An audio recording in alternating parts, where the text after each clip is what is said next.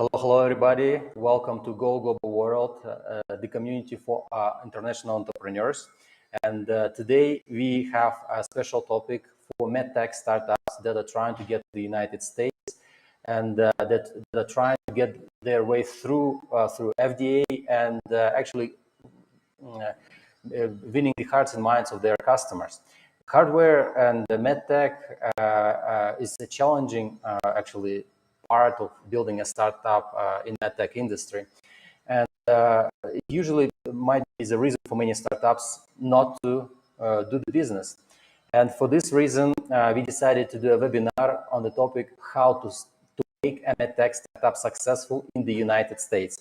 And here with me today, we have Alina Su. She is the PhD candidate from Harvard Medical School, and also she's the founder and CEO of NovaXS, a MedTech startup that recently got FDA approval, and at the same time she got funded and her business operates. That's a great substantial result and a good example for many MedTech founders, and I'm really excited to have you, Alina, here. Please give a few words about yourself, and let's get started. Yeah, very great to be here. Thank you, Daniel, for the invitation. And hello, everyone. My name is Alina, and currently is co-founder and CEO of NovaXS Biotech. What we are doing is a smart medical device that is focusing on needle-free drug injections. All right. So I know you have a few slides for us, and please share your story, how you started your company, what the challenges you had. I know, and I will tell our audience and remind our audience that we recently had a podcast with Alina about how to do a FDA approval. It's already on our channel, so you can watch it. It was posted a couple of weeks ago, and Alina gave us a very detailed way to getting FDA, and we will touch on this today as well. So if you could just summarize a little bit your story, how you started your company, what was the reason, and how you get to where you are right now, and that might be an interesting one for the audience who joined us. Yeah, absolutely. So it actually started from a personal story why I started this company, since my sister was having growth hormone deficiency when she was at age 7. So that means she had to inject herself for every day. And it was a very painful process to see a needle poking into her belly every day for 3,000 times, because it's a 3-year process. And that's what we are trying to solve in NovaXS, to use a more accessible and more caring way to these patients who need frequent injection, especially for chronic pain and also for chronic injections like insulins, IVF, IBD like Humira, and growth hormone deficiency, anything you can think of that requires long-term injections. Right. And you have FDA approval, and you have medical device, and you had some challenging. You had to make some decisions to get your FDA approval to probably reduce the amount of product offerings on the market because of the regulators. So how would you make your MedTech startup success when you're starting accessing the United States? And I know you built a few slides for us. Let's probably see this way from point A to final point B when you become from idea to a successful startup in the tech space. And of course, I'm happy to share my perspective from this angle as well. Thank you. Yeah, for sure. So a clearance is that we just filed FDA document, but haven't got FDA approval yet. So it's a clearance rather than approval. But I'm very happy to share with everyone how is the process of us from a idea to a product to FDA. And I'm gonna share my screen right now. Yep. Please make it full screen. All right. Perfect. Right. So, hello everyone, we are NovaXS Biotech, and today how we're going to host in this webinar is that I'm going to talk through that how we're able to get an idea into a product and actually get to customers and then pass all of the regulatory approval. So this is actually our pitch deck. So I'm going to run that pitch deck out, tell you guys what was the process in the entire way of journey. So in NovaXS Biotech, we are trying to empowering the delivery of innovative therapeutics with different method of delivery. So that's how we have created a needle-free injectors for different medications as a platform technology. So the problem we are trying to solve is inefficiency in subcutaneous and also intramuscular drug delivery. And we find that there are three main problems in the market. The first one is the treatment non-compliance. And that is actually the one of the most important thing that cause the therapeutic is not working. So 1 in 4 adults and 2 in 3 children have some fear of needles, and this is according to New York Times. But in real life, it's much more severe. People are skipping their trials due to fear of needles. So that's why we are thinking, how are we able to eliminate the fear? And that was the starting point for our devices.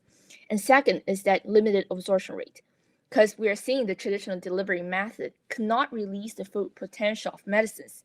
So that means how are we able to improve the efficiency of delivery and efficiency of medicine at the time when we are not able to address the, as a bio formula of that product will be very important. So that's why we have been thinking the way of using medical device, the delivery to improve the efficiency of medications.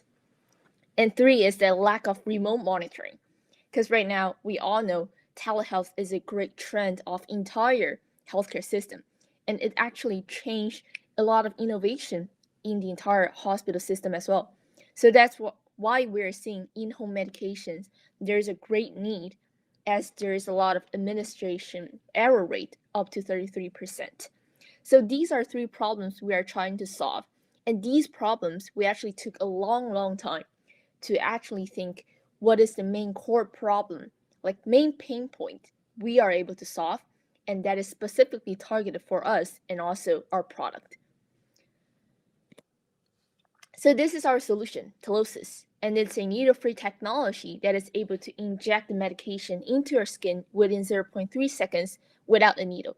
So how it works is we're able to generate a great pressure that pokes into your skin, generating a very thin stream of liquid that is 10 times thinner than your hair. An entire treatment is very fast, so it's virtually very not painful. So at the front, we're having an electrical pressure transducer to actually sense if you are positioning right or wrong. And there's also an LED control screen to tell you how much medication is intaken and also what was the time. So how we are able to use the product function to solve the problem. You can see there's also 3. One is accessibility. It's a needle-free injection technology to solve the pain and also solve the fear of the needle, with adjustable injection depth and speed into subcutaneous and also intramuscular area, and increase of efficiency, specifically targeting those injectable medications with several functions. 1, injection site detection technology. We have an LED that reminds you you are injecting in the right site and also in the right direction. And second, electroporation technology. And this is specifically targeting DNA vaccines and also all of those gene treatments to enhance the drug delivery. And third, diffuse absorption. So how we are able to use needle-free injector, the most important thing is we are able to increase medication delivery efficiency by using diffusion rather than injection. So that means we actually have a larger contact area of medicine with the subcutaneous or intramuscular site to increase the absorption and also efficiency of the medicine. And third, the IoT adherence solution is the compliance tracking with analysis. And that includes tracking of injection time and frequency, medication dosage, how much you have been uptaken, is it overdose, underdose, and temperature sensing, because it's very important for drugs like Humira, hormone, insulin. Those are all very temperature sensitive, and we want to make sure that when people are injecting, that's already working. And combinative analysis with glucose and side effect. So in that way, we're able to see how this alone medicine is able to impact the entire combinative analysis of the humanized and also personalized medicine. And here's technical comparison. When we're comparing to IV, syringe, microneedling, we're actually the only one who was able to achieve self-administer, dosage consistency, toxicity risk, and also with monitoring data. So it's very important to see how your product is different than any other product that is already existed on the market. For example, compared to IV, which we're very familiar with, it's very hard to self-administer, especially when people are at home. And also, there's high toxicity risk of medication that is in IV. So that's why people are trying to find another delivery method. And if there is some way that can decrease the toxicity risk of medication, that'll be a plus. And there's no monitoring data. Same to syringe and microneedling. That's a kind of new technology. But for us, we found that dosage consistency of the microneedling is very low because it can only take up to 0.01, if I remember correct, milliliter. So that means you can only apply to a very, very low dosage of the medicine, including like vaccines, and basically that's it. And it's hard to control monitoring data because there's a very small contact area with the skin. But for us, it's very clear that how we're positioning ourselves and what is the advantage. And competitors are also very important. So we have compared ourselves with CrossJet, PharmaJet, Portal Instrument, and we have identified a specific track that we are able to penetrate very easily. And concentration is very, very important for those startups. When you are having limited resources, limited times, how are you able to penetrate a specific small market as fast as possible? So I call it a magnified with fire, which is able to change the sunlight into a fire and start very quick and expand very quick into a very large area of how you are conquering your market. So for us, we have the IoT data collection. We also have in-house therapeutics, Nova21, and that's a pediatric disease called DMD. It's also a rare disease, which we host 100% of the IP. And our application is very large. So that means we can actually target small to large molecule, including solid, liquid, powders, and also very viscous drugs. And our commercial success compared to any of these, actually, we are a very, I would say we just started compared to all of these who already IPO. So that's why we have been focusing on the market of IBD, like Humira, and IVF. These guys are not targeting at all. So let's take a look at some very exciting tractions. When we just started the company, what we did is to file the patents because we think this is a very life-changing technology, both in US and China. And in US, because there's where our company started, and in China is because China is a great, great market and also my homeland. So that's why we have been filed 2 utility patents, and also we signed preclinical studies with Juvenile Therapeutics, Baylor Stem Cell Innovation, and also QB3 Berkeley Lab. For example, Juvenile Therapeutics, they are doing a AI drug discovery platform, and they already have a very, very promising drug candidate for muscular atrophy. So that's why they have been partnered with us to co-develop their new product line. And we also get validated by AMPA Baxter, which we're going to pitch to them next week to see how is our progress is going. It's a very, very useful accelerator that partner up with you and also FDA regulator and also with all of the connections around you, including Baxter's C-level executives and also with the healthcare provider. How are we able to make our product? So basically, they incubate you to have a product line, how to design it, and they guide you very, very good. So I would say it's a very helpful thing if you don't have any idea about how you're going to start your company and also how you're going to build your product. Join an accelerator and they'll have a ton of resources to provide to you to actually know how to navigate. And we also applied for an SBIR grant with UCLA Hospital and also Harvard Medical School. And our pilot run is scheduled in Mount Carmel Hospital and also Edward Ellis Healthcare. So that means we actually get validated in hospital systems, which we can directly use our product in their hospital with IRB, sorry. So the market size we're targeting is huge. So injectable medicine is a 120 billion total available market, and needle-free injection market alone is 17.7 CAGR. So what we are targeting right now is a 1.1 billion SOM, which I said before, a very specific market, like Amazon what did before, is only to sell the book, sell the DVD online. So what we are targeting is also targeting a very specific market, including IBD. So that means Humira, but biosimilar Humiras, which are going to be published on 2023, which is next year. And how are they able to differentiate themselves is actually more on user experience and also user behavior, how they are making themselves more attractive for prescribers, but also for the consumers.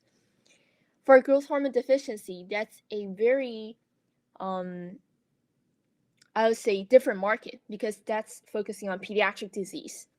And a lot of companies, they are not doing pediatric disease because it's too complicated and it's very hard to get into.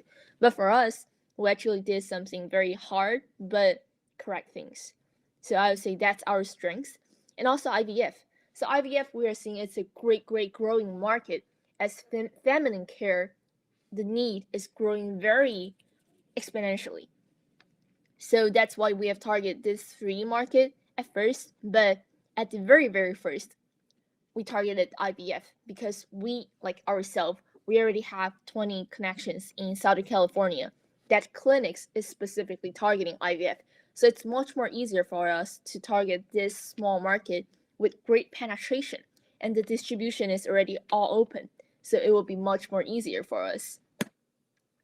So go-to-market strategy, what we have done is we position ourselves as a platform technology when we applied to FDA, and we filed our 510K, which is master file clearance. And our application is very wide, including diabetes, growth hormone deficiency, allergy, immunological disease, IVF, etc.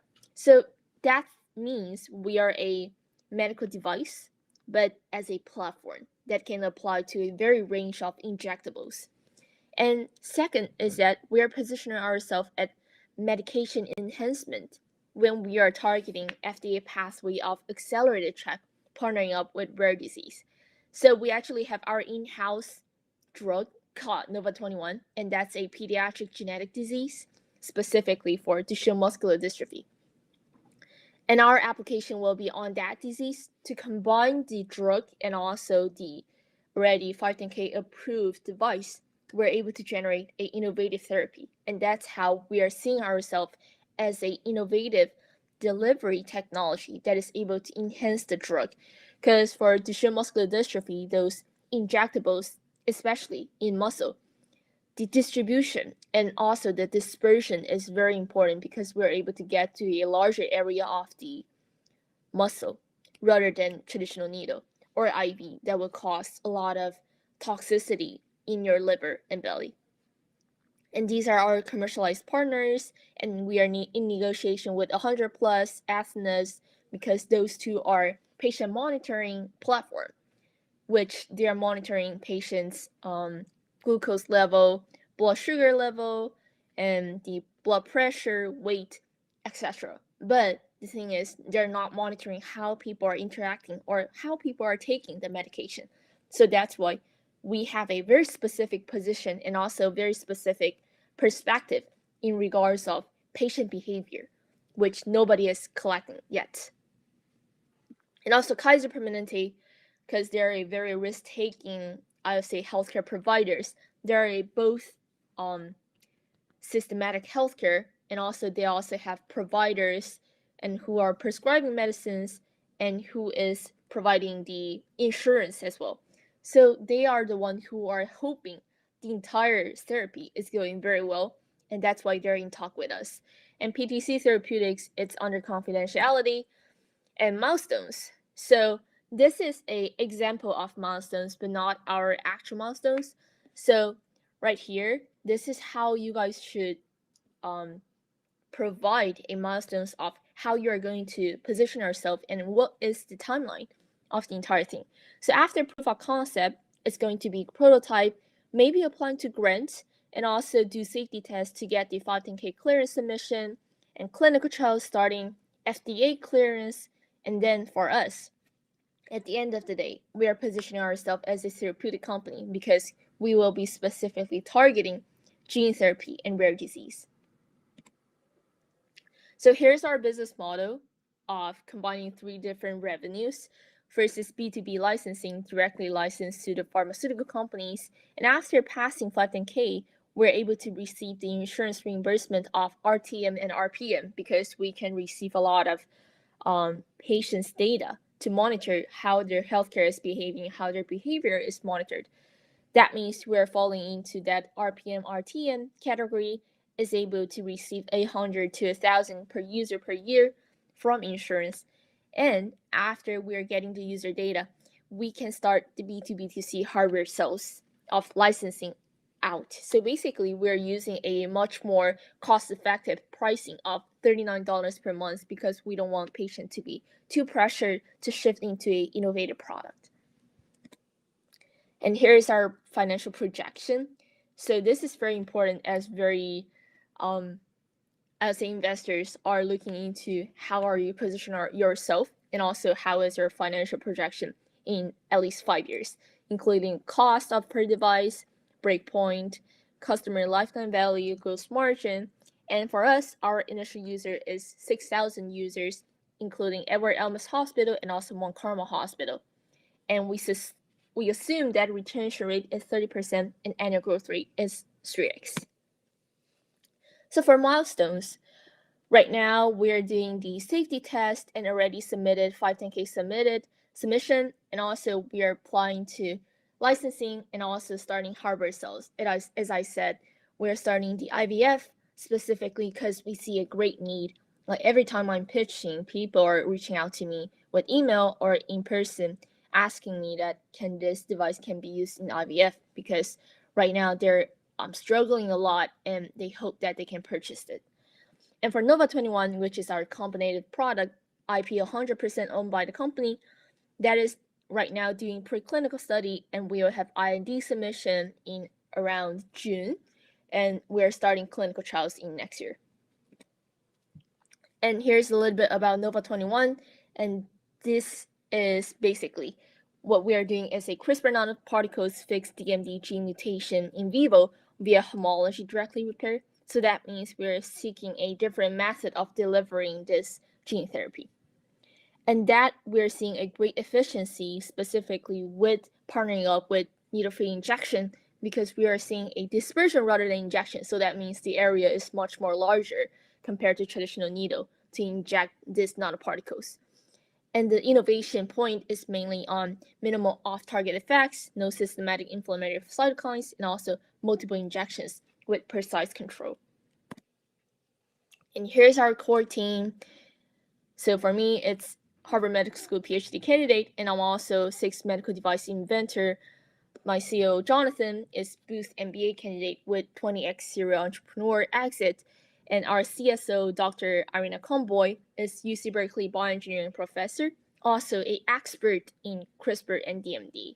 And our CTO, Alex, is UC Berkeley PhD candidate in electric engineer, and he was also an industrial engineer with a lot of experience. And our head of doctor relation is Sean McKeeben, who is former hospital president, and also Jim, who had 30 years of healthcare sales experience.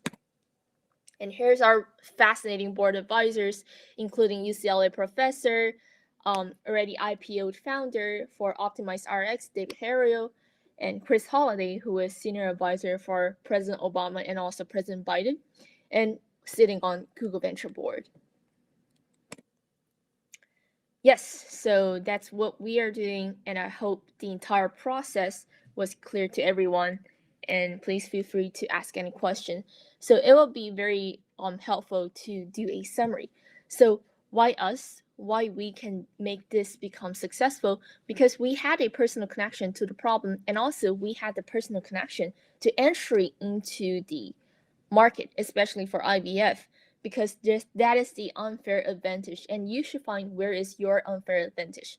Either it's the connection, your resources, your experience that nobody had before, which is the market or which is the problem that you're specifically targeting. And focus is very, very important. And a successful team is very important, especially how to find a good co-founder who have experience in solving this problem will be a key. And why this? Because we are seeing needle-free technology improve adherence, and not only it's able to eliminate the needle, because there are a lot of technology are eliminate the needle like microneedling patch, but what is your advantage specifically for your technology? That is super important. So that's why we have been added electroporation to actually boost the effectiveness of the medication. And that is our core value. We are not positioning ourselves as eliminating the needle for advantage, but to enhance the drug delivery. And that's our ultimate goal for enhance every drug delivery, increase the efficiency, and also increase the final therapeutic effect is our final goal. And why now? Because the timing is very, very important for every single startup. Series founder actually started Series after he saw iPhone actually come out to market. So that's why we are seeing the timing is very important. And the time right now is very, very good for IoTs, especially medical device IoT that compares and combines hardware and software together as one product that's able to collect the data and also able to create a platform technology that is sharing this data and gain a lot of insight from this data. So right now, CDC has prioritized chronic prevention and also chronic disease treatment. So that's why for us, we're targeting chronic disease with frequent injection need. And IoTs and telehealth are the future of healthcare. So that's why we do think this is a very great trend that is happening right now and will be continued for a very, very long time. And that's it. Thank you.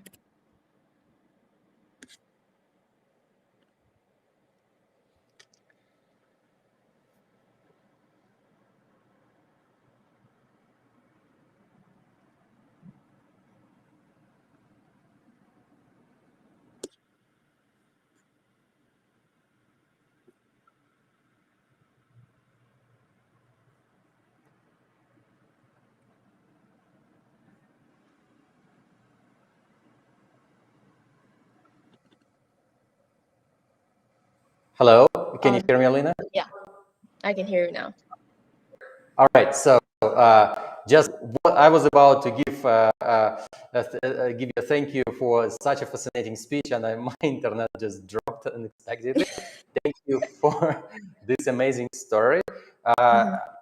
Frankly speaking, this is just fascinating story with the level of magnitude or the impact you are doing is amazing for the people in the space where you are trying to help. Is just great story and a good example for MedTech startups. Everyone who just watched the talk of Alina, it was not a pitch presentation to Fundraising because she already went through this process. She's sharing her story and she is trying to give you her perspective of how she did it. So she is sharing her way through this. And so while you're here with us, guys, you may have a chance to ask questions. If you have any questions in MedTech space, Alina is happy to share her experience with you. Alina, I have a few questions that I prepared. Sure. I meet quite many MedTech startups who are having challenges to the market. Those are in the US and outside the US, trying to get to the US market.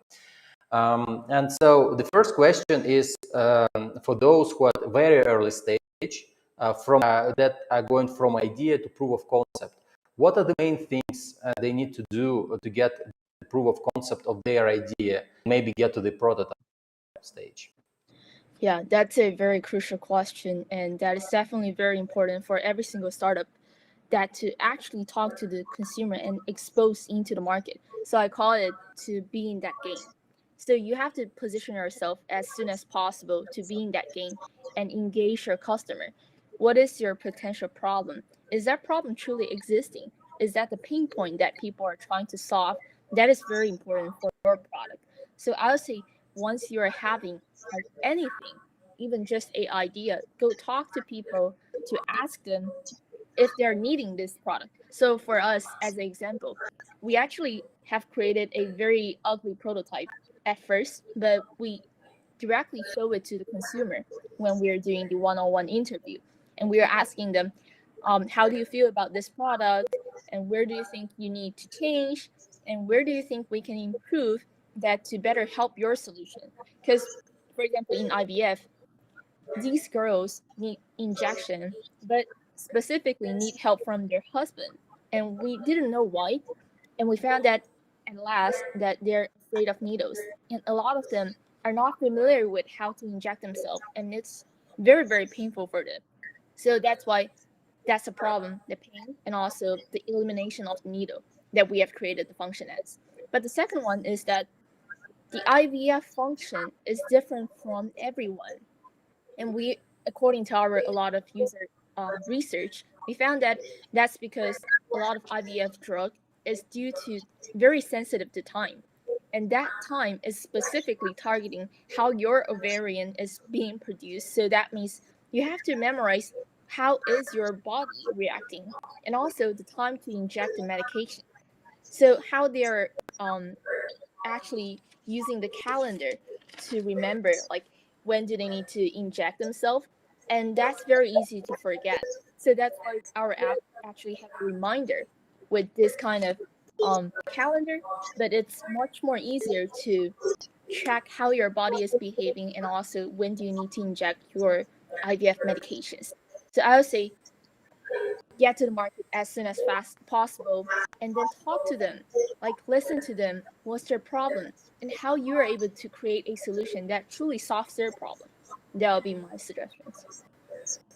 So you had an ugly prototype. At the same time, you speak with the customers. They give you feedback. You find many more insights, and you never tried anything on your potential customers because you can't. You're not approved yet. At the same time, you already have some understanding of what customer wants and some features. And also, you are not only focusing on building the best product right now, you are focusing on how to solve customer problem in their understanding of the world and of their routine as well. So that's why you're not. It's not only about needles or injections. It's also about interface, user-friendly interface that is understandable for the user. So it's not like every time you have to have a headache of whether I did the injection or not. So it's actually a very good insight and a recommendation for many startups, because this is customer development and seeing beyond your product of like core function of your product means you understand the customer and you're solving the problem. As I remember, you said you got from prototype to NIH SBIR grant. So is it a grant you got from Accelerator, or it's a government grant? And when did you start applying to Accelerator, and how did you do that? So it's a two question. So SBIR, it's a federal grant that federal is providing to you. Hope you are making this technology going into market. So SBIR, you mainly partnering up with the lab. For example, for us, we actually partner up with UC Berkeley Lab to apply for SBIR, and they are providing the I would say experiment technology, and we are mainly focusing on the business side of this technology, and that's how we are able to use and apply for SBIR. And there's also several grants from NIH, NSF that is able to provide to you to actually go to market. And for Accelerator, we actually applied several of the accelerator, and I would say some of them will be helpful, but some of them will not, because their quality is not quite same. But specifically, if this accelerator is targeting, for example, MedTech, that would be very beneficial. And we started the application, I would say, since the starting of the company, because we needed a lot of resources, connections, and healthcare. It's specifically requiring a lot of good connection, warm intro, or it's very hard to get into this entire system. All right, and considering your decision of getting into Accelerator, when did you decide that it's the right time now to apply? So what's the right time to apply to the Accelerator for MedTech? So at that time, we already had our prototype, and we believe we had I would say, specific market where we want to target, but we're not sure about, is this the right market? So basically, we already had a prototype, and we validated our idea somewhat. So that's why when we're applying to the accelerator, they accepted us, because that's a very, very competitive accelerator. I would say looks like a YC in MedTech, and that's called MHub, and they're specifically sponsored by Baxter and also a healthcare system in Chicago area. So it's super competitive. Last year they only received 6 medical device companies, and we are one of them. So I feel very proud when we got in, and I also think back, like, why did they choose us? That might be Baxter is positioning themselves more in IoT, because I do see all of those 6 medical device startups, they're all hardware and software combined products for IoT. And second is that we did have a product, like, although it's a MVP, but that means something. That means the validation of the idea, and also we did get some feedback from the healthcare provider and also the consumer. So they think it's a very great idea to actually pursue this, I would say, technology or the product into the market with their resources. Because what they have been provided to us is the experience, people, and also the connection, the resources that we can utilize with our product. So you had a prototype ready for version. You had an idea that is validated with your customers, and so you demonstrated that you went beyond just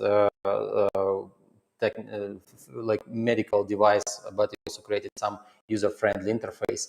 And because you have a personal story, I guess that is making reason for you to be in this industry.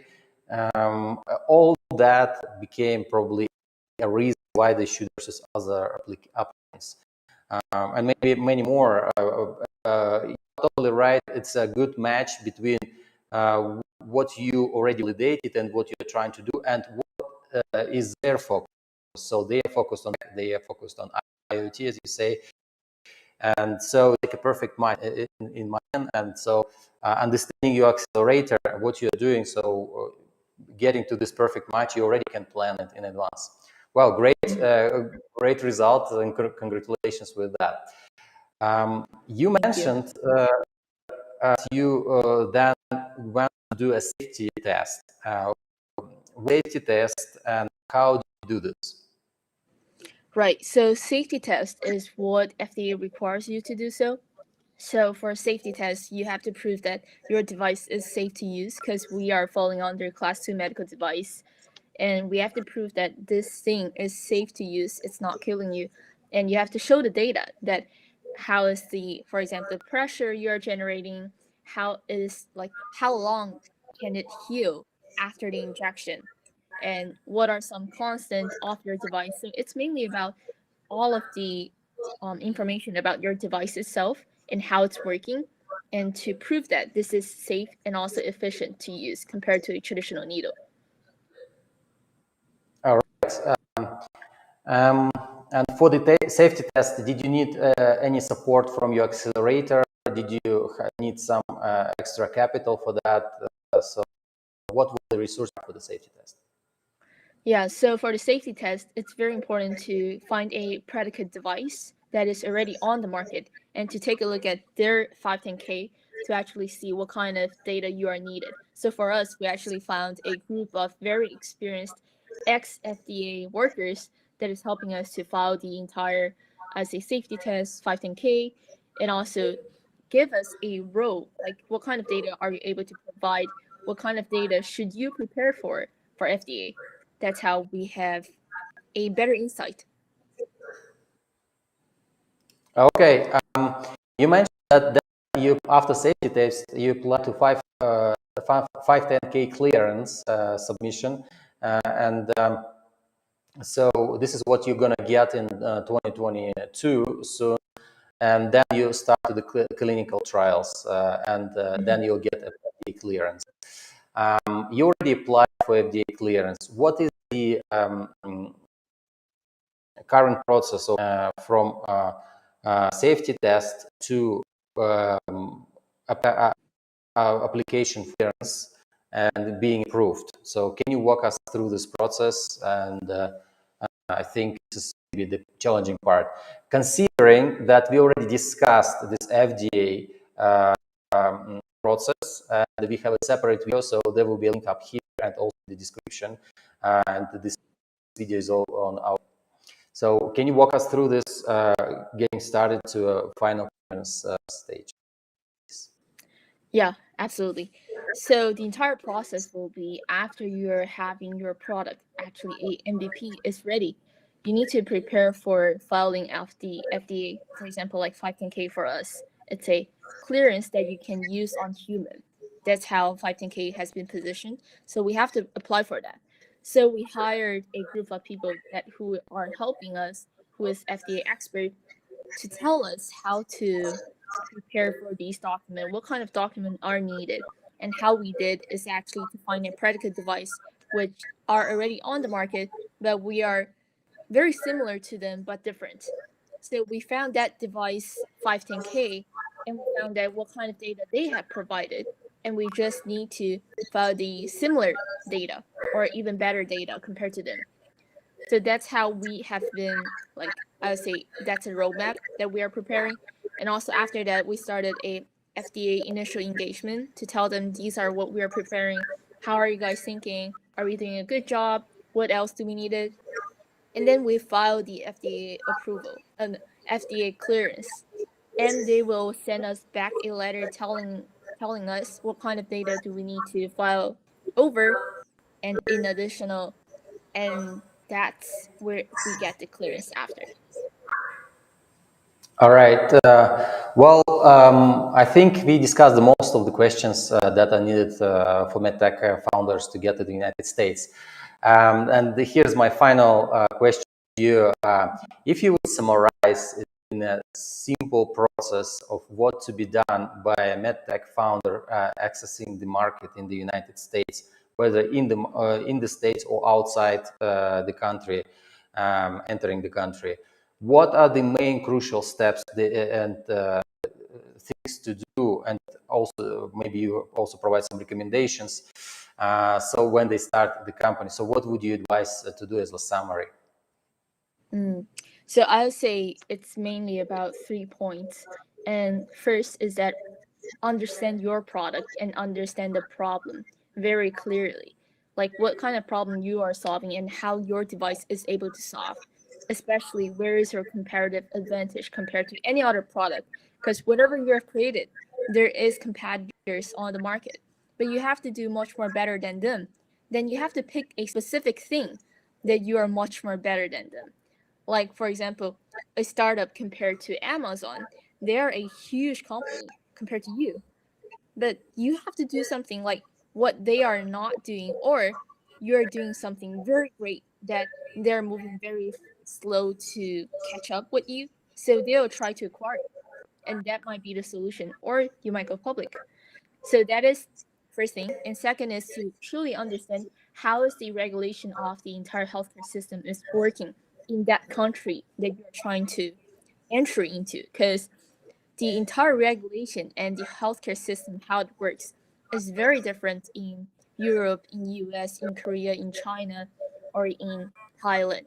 So try to understand who is the key stakeholders that will be deciding to use your product, and also who will be the user, who will be the payer, who will be the insurance company, like what are they looking for, and try to recognize how you are able to provide the beneficial to them, benefit the advantage to them, will be very, very important as well. For example, a MedTech startup, why it's so hard is because in US, the entire healthcare system is a very traditional system that's moving very slowly, and there's a lot of beneficiaries on a chain. So you have to, I would say, give everyone a advantage to let them adopt your product. So that's why it was very hard to entry, and also there's a lot of barriers. That's why I was saying a warm intro, and also a clear definition of why they're benefiting from your product will be very helpful. And I would say third one is the protection of the IP, because there is still a lot of competition in this market, and especially in Asia, the competition will be much more intense because the copyright and also the IP protection is kind of weak compared to US. So that's how you're protecting your idea, and also how you're validating what you built is very intense, and also what you build is very valuable for the consumer and for yourself as well. Well, that's a very brief and concise explanation of what MedTech founders should do. And that was the thinking, like, you have to think of the business, you have to think of your customer, you have to think of the government regulation. At the same time, you also have to build a device, you have to think of how all this medical thing. My God, that's why we don't have many founders in this complex space, and it's not that easy to get into. Thank you so much, Alina. I really appreciate it. I think we nailed this topic, and we might have more questions from the audience later on. I'll be happy to address it to you and maybe get some questions back to the audience. But overall, it's so much clear to how to do this, and everyone who would be asking us definitely will share this video, because I think the path you shared is a great one. Thank you so much for sharing everything that you have shared with us. And I wish you success with your startup. I hope your sister is feeling much better, and everyone who you're trying to help will be benefiting of your technology. I really wish you success. Absolutely. That's why we're doing MedTech, because we are seeing people are benefiting from our product, and we feel value. We feel we are needed. Yeah. And to me, that's the most important words to hear from the founder, because Alina represents her as a visionary founder, saying this word, because she envisions the solution and she desires to solve it. And this is how startups succeed, because they're solving someone's problem. Everyone, please subscribe to our channel. Give us some likes, because it's important for YouTube algorithms. Also share this video with other founders who need this help, and maybe this explanation can help them get started. And also join our community, Go Global World, on Facebook, LinkedIn, and Telegram, and go on our website, goglobal.world. Thank you so much, Alina. Please stay here. And everyone who was watching us, don't forget to watch FD podcast that we posted a few weeks ago. Take care and have a great the rest of the day.